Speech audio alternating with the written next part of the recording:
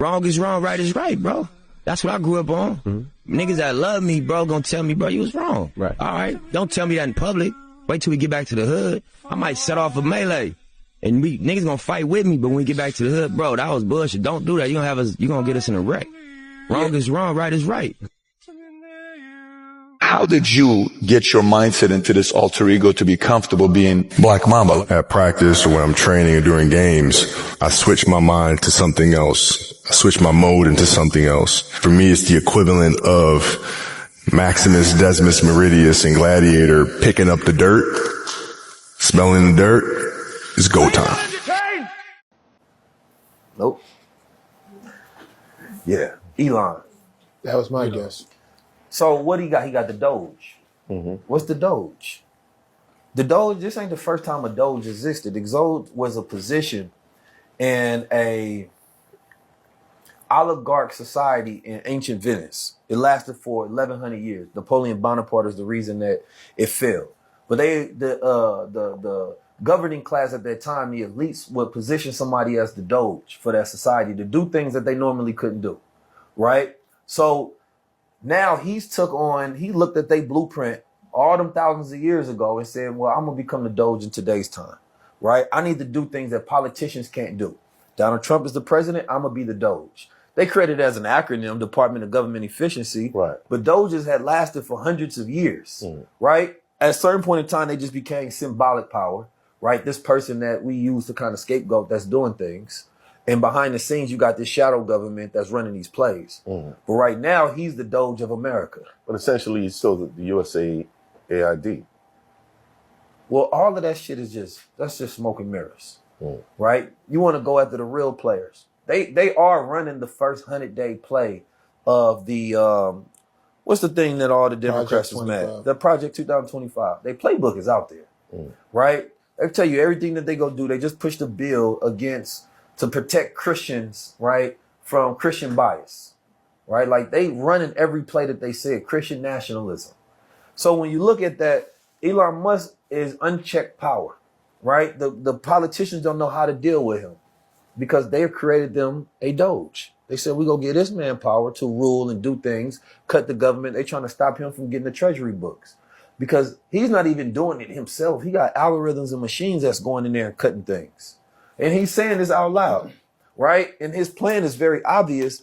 But instead of the people looking at Elon Musk and saying, man, he's an elite that's controlling things, Elon Musk get out there and points at other elites so you don't look at him. So now he's smart enough to play the game, but he's about transhumanism. He ain't about no Christianity. So you get people like Candace Owens that be like, man, I don't think this dude is with us. I think he's playing the game. He want to put brain chips in everybody. He controls satellites, right, and algorithms, right? And he controls this picture of the world. And he goes on there and he sparks nationalism, telling them, make Europe great again, right? And then he got all his buddies gaslighting the South Africans out there and trying to make them feel like they doing something corrupt because they trying to get their land back. He uniting all these white people, right, under this guise to say, nigga, he's been telling people we not having enough babies. We about to be minorities. That's what he's been pushing, right? He's not talking about the whole world. Africa having a lot of babies. The Asians having a lot of babies. He's saying white people are not having enough babies, right? So that puts a fear of annihilation. That means that we're in an emergency time. How do we get more power, right? We need more power. And if we're going to be a minority in this time, then it's not going to be based on our numbers. So let's have robots. Let's replace the brain power with AI power. We don't need niggas no more. We don't need people no more, right? At first, it's going to feel like a convenience. You go consent to it and be like, it's making my life better. And then you're going to realize it's just controlling your life. So that's why I say today, they're not going to do a physical war against you. They're going to get you to consent to. There's too many people that's afraid of the challenge. I always tell men that if you want to learn how to get any woman in the world, listen to me closely. And I'm going to give you the game, man. Most people never learn in their lifetime. Every woman wants one thing. Every woman. This is their fantasy. This is what they dream about, what they think about, what they want, what they're attracted to. They want a real man. Now, what is a real man? A man of principle, a man of honor, a man that, above all, has self-awareness and is not doubting his identity. He confides in the truth, in his own competence, in which he knows because he trains himself and prepares himself for situations within the world.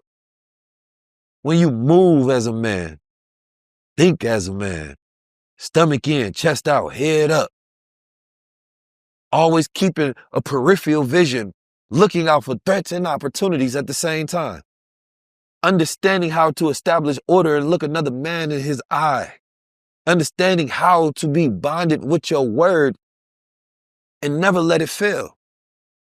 When you have the energy that you possess in your very biofield is electric, when people come into your atmosphere, that's a man. When she sees that you have that type of willpower that can command reality, it don't matter how much money you got. It don't matter what kind of car you drive. It don't matter what kind of watch you got. It don't matter your follower count. There's an energy and essence to a man. You have to be dangerous in the way to where you can yield violence if necessary, but not a danger to her. You have control over your dark side and you have control over your light. So people ask, why do nice guys finish last? Well, shit, they supposed to, because they let everybody else go first. You let everybody else go first because you don't know your true place. You don't know your rank.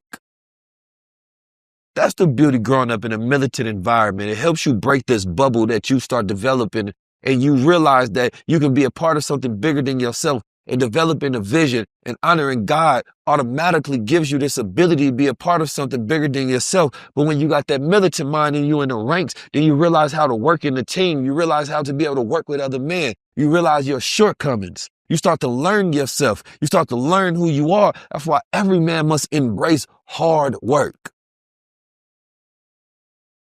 See, so if you're looking for negativity, you're looking for problems, then you're producing it in your reality. And then, how do we prove that we are men? What is a man? A man is his mind. You know, you got Superman, right? What was Superman? He was this balance between this regular guy that when he done working his 9 to 5, he had to suppress all his powers for the world to accept him. But underneath all of that, that you show the world, that you go out there and you suppress, it is a man with immense power.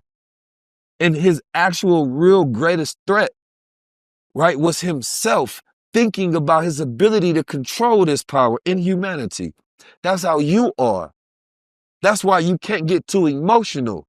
Because if you are a man, a Superman, and you get emotional, then you can hurt yourself or you can hurt somebody else.